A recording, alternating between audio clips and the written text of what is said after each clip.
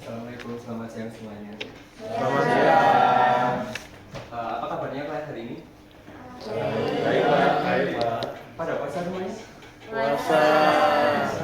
Oke, sebelum memulai pembelajaran hari ini, kita coba speaking dulu. Saya absen sambil kalian memberikan satu ekspresi dalam satu kata. Ekspresi kalian hari ini gimana? Oke, siap? Contohnya dulu Pak. Kayaknya misal nama Wahyu, ekspresi hari ini gimana? Bahagia kah atau seperti apa? Oh. Satu kata aja. Satu kata aja. Satu bisa diekspresikan Malas. hari ini. Malas. Malas. Oke. Devious. Saya ekspresinya apa ya? Oh itu apa? Mungkin bingung Pak. Mungkin bingung Pak. Oke. Selanjutnya Dimas. Rapat Pak. Itu Pak izin Pak izin. Oh, izin. Zaka. Saya Pak Dik. Gimana ekspresinya hari ini? Baik ya, baik ya. Oke, selanjutnya Erma. Oke. Masih tahan kan bahasanya? Oke. Mokel itu Pak mokel. Selanjutnya Husni. Kalau. Oke. Selanjutnya Maulid. Maulid sakit. Selanjutnya Rahman.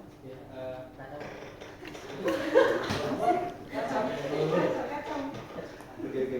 Selanjutnya Sauki. Capek Pak. Oke. Saya juga capek. Selanjutnya Raihan. Rayhan sakit. Sakit. Raihan sakit. Iya Pak. Musimnya Pak. Oke, pusing. Wah Pak Pak. Rezi. Saya lebih ke lemah letih lesu Pak. 3L, oke. Sakit. Apa artinya? Apa artinya itu? Selanjutnya Billy. Saya Pak. Baik. Oke, baik. Alhamdulillah. Selanjutnya Nadia. Pindah univers Pak. Ke Palanet maaf. Selanjutnya Nastiti. Ngantuk. Selanjutnya Nurjana. Ngantuk juga. Selanjutnya Rasid. Nyantai Pak. Nyantai. Wah. Yang terakhir Selvika. Kenapa? Oh, berdek. Deg-degan. Sama-sama. Oke, karena semua siswa sudah memberikan ekspresi dalam satu kata di pembelajaran hari ini, saya akan memulai pembelajaran hari ini terkait Indonesia dalam Reformasi 1998.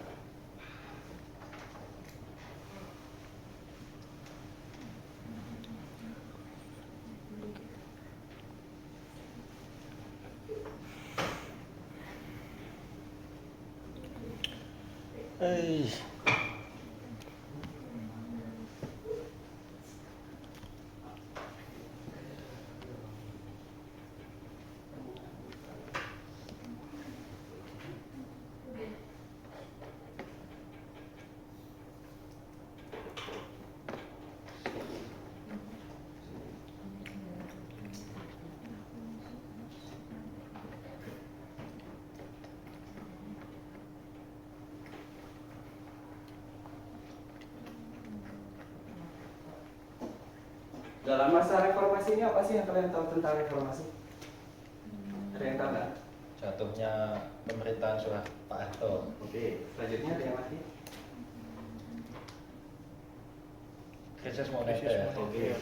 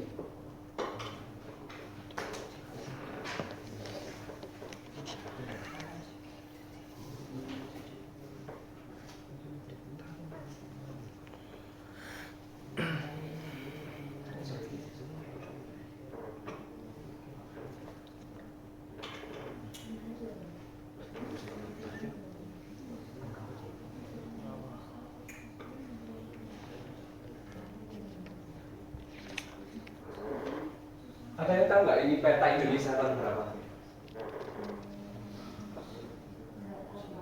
Tidak tahu. 1998 itu Pak. Oke. Apa yang menjadi pembeda dari peta ini sama peta yang sekarang? Lepasnya Timor Leste. Ada yang tahu nggak letaknya Timor Leste sebelah mana? Itu Pak yang paling bawah Pak. Itu Pak. Sebabnya itu Sebelah mana? Bisa maju? Mas Arsyad, Ah iya, itu Pak.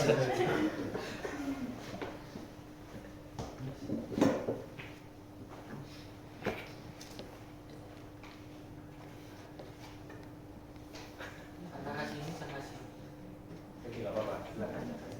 Sini.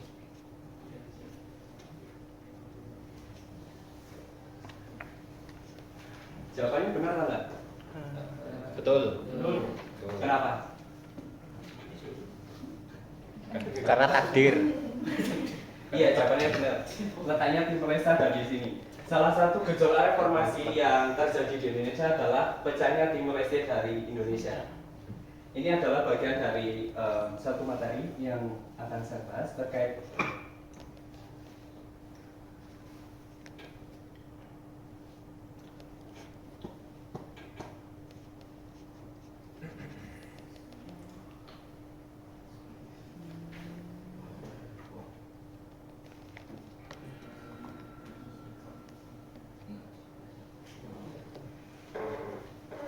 ini adalah pecahnya Timor Leste dari Indonesia adalah bagian dari kebebasan pers dan aspirasi masyarakat.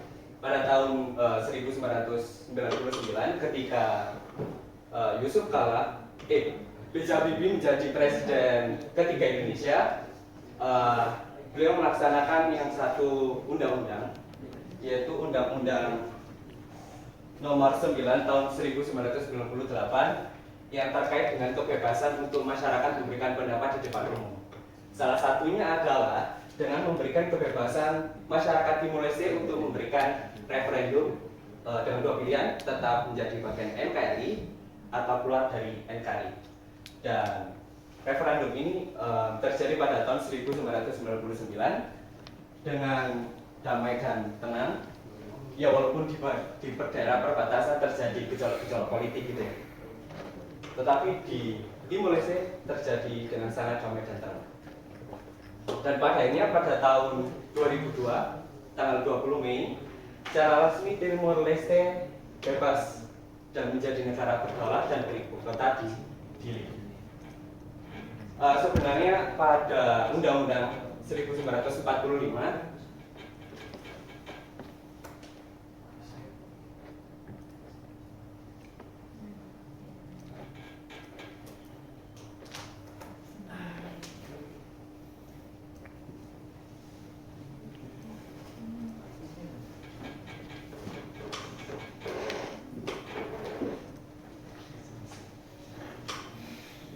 pada Undang-Undang 1945 pada pasal 28 dan 28E ayat 3 telah dijelaskan bahwa setiap masyarakat memiliki kebebasan untuk memberikan pendapatnya masing-masing. Dan begitu pula dengan kebijakan yang telah ditetapkan oleh B.J. Habibie, yaitu terkait Undang-Undang Nomor 9 Tahun 1998 terkait kebebasan untuk berpendapat sendiri di depan umum.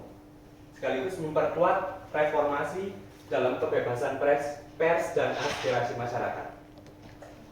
Yang kedua, berkembangnya partai politik.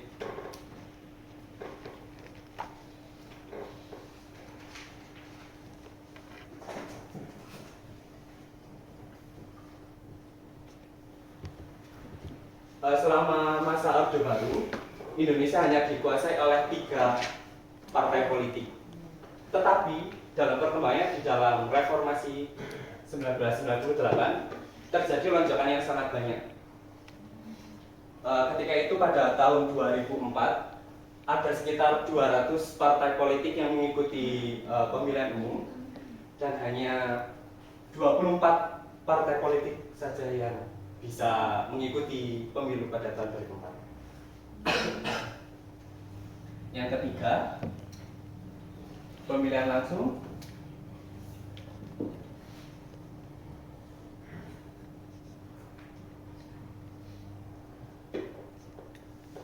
alasan kenapa Indonesia melakukan pemilihan langsung pada tahun 2004 adalah untuk mengurangi politik uang yang ada di Indonesia kala itu. Dan di tahun 2004 adalah tahun pertama kali Indonesia melaksanakan pemilihan umum. Yang materi terakhir terkait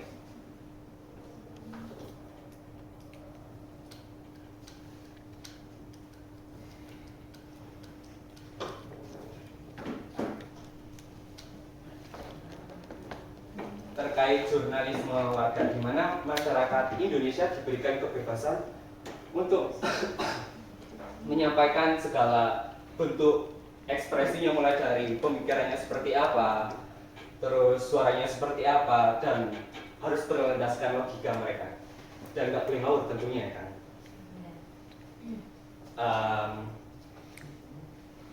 Dari keempat materi ini ada yang bisa menyimpulkan nggak arti dari reformasi dalam konsep politik dan berekspresi itu seperti apa? Mungkin dari saya mungkin reformasi itu lebih ke yang dulunya ada pembatasan partai politik, sekarang sudah banyak sekali partai politik hingga saat ini. Kemudian juga pemilihan umum yang sudah bisa dipilih rakyat sendiri, yang sebelumnya juga dipilih oleh DPR kalau tidak salah. Dan juga yang paling penting sih kebebasan jurnalisme itu sendiri, bagaimana masyarakat bisa mengeluarkan untuknya, mengeluarkan aspirasi dan suaranya tanpa harus ada rasa khawatir. Oke. Dengan pendapat Anda bisa kasih kebebasan bagi ikut tes minggu depan. Tangan dong buat temannya nggak ikut tes. Oke. Oke. Di era reformasi ini, tentunya di era modernitas ini, kalian udah dapat kebebasan belum buat berekspresi, menyampaikan pendapat kalian, suara-suara kalian gimana? Udah bebas atau belum? Masih setengah-setengah. Kenapa setengah-setengah? Ya, seperti halnya di dan juga kami yang dimana saya melihat sendiri dalam pendapatnya dan perkataan itu, misalnya mereka sampai dalam pekerjaan itu kan tidak adanya pembatasan. Kemudian belum lagi ketika kita membicarakan hal-hal seperti PNI, kemudian partai-partai politik, dan kemudian kita berhadapan langsung dengan mania, bisa dikatakan mania, atau orang yang fanatik dengan golongan-golongan tertentu, itu pun tidak bisa itu sendiri. Ada yang lain? Mungkin apa kalian sudah bebas untuk memberikan pendapat kalian di depan umum setelah masa reformasi? Nggak ada. Erma mau ngomong Pak,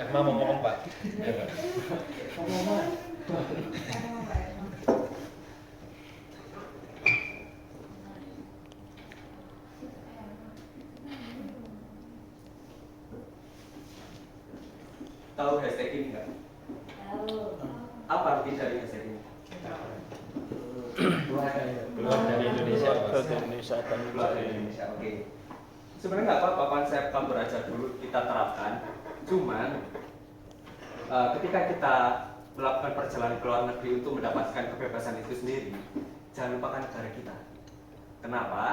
Karena pada dasarnya ketika kita memulai kehidupan baru di negara lain, kita akan mendapatkan berbagai macam kebermanfaatan dan keberlanjutan yang akan kita terima. Dan sepatutnya sebagai warga negara, kalian juga harus memberikan kebermanfaatan itu kepada masyarakat Indonesia. Nggak harus dalam aspek nasional ya, dalam lingkup kecil pun nggak apa-apa. Kalau memberikan kebermanfaatan yang sudah kalian dapatkan dari luar negeri itu sendiri. Banyak hal yang bisa kita dapat di luar negeri, misalnya di Amerika Serikat, kita bakal mendapatkan bagaimana sistem pendidikannya seperti apa. terus perekonomiannya seperti apa, yang tentunya itu bisa dikembangkan di negara kita, nggak harus dalam lingkup nasional, dalam lingkup yang kecil juga bisa gitu, untuk memberikan kebermanfaatan itu sendiri. Selain itu,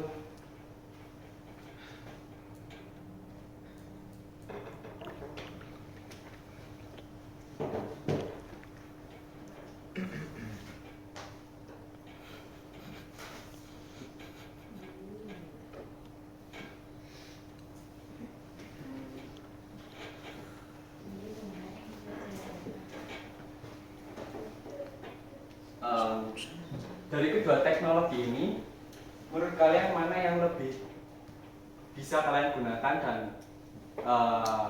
penyebarannya jauh lebih cepat? Kiri. Ini Pak, Kiri Pak. Kenapa? karena kan lebih canggih. Lebih modern. Oke. Ini bisa sampai ke seluruh dunia juga ketika kita menyebarkan. Yang lain? Mungkin yang cewek? Kayaknya yang cewek ini nggak ada salah. Ya, itu Pak Erma Pak. Betul Pak. Erma Pak. Betul. Udah cukup. Oke, kedua alat ini saya ibaratkan selayaknya mimpi-mimpi kalian. Handphone. Kalian punya handphone kan? Ya. Ya. Karena kecepatannya kan? Kecepatan untuk menyebarkan informasi. Betul. Selainnya mimpi kalian yang harus terbang tinggi dan harus kalian capai tentunya dengan perjuangan kalian masing-masing. Selayaknya apa yang dikatakan salah satu tokoh yang menjadi andalan saya, tidak ada mimpi yang terlalu tinggi dan tidak ada mimpi yang harus diremehkan, karena sejatinya mimpi kalian harus melambung tinggi dan harus tercapai di masa depan. Kalian masih punya kesempatan buat ya membangun negeri ini jauh lebih baik dari yang sekarang. Ya, saya tunggu di tahun 2045 selayaknya sebagai seorang manusia yang berdikari, mandiri, dan juga mampu memberikan kebermanfaatan orang lain. Saya cukupkan pembelajaran hari ini. Sampai jumpa di pertemuan selanjutnya dan dalam keadaan yang baik juga tentunya. Saya akhiri. Wassalamualaikum warahmatullahi wabarakatuh. Waalaikumsalam warahmatullahi wabarakatuh.